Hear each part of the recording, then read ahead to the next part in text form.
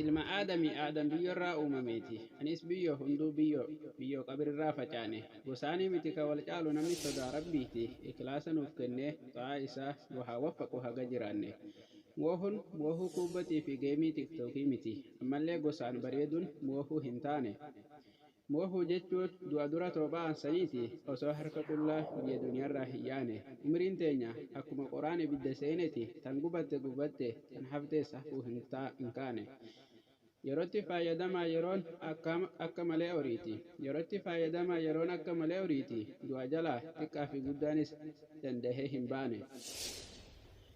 Sammuun ammaa baay'inaan duniyaa karoorsiti. Ibaada rabbii keessatti hin beeknu waan nuti fakkaanne. Walgorsuun dirqama khairii walii yaadaniiti. Of yaadatu wayya osoo dhaqanii ibiddatti hin bukkaane. Anuu haalumaan hirrina qabuunin akkana je'eeti. Hamtuuf gaarii addaan barra silaa odoo qaraane. Yaa isa moohuu feetu. Moohuun hin qabu mamiitii. Moohuu jechuun yoo tooban kee du'a kee dura aane.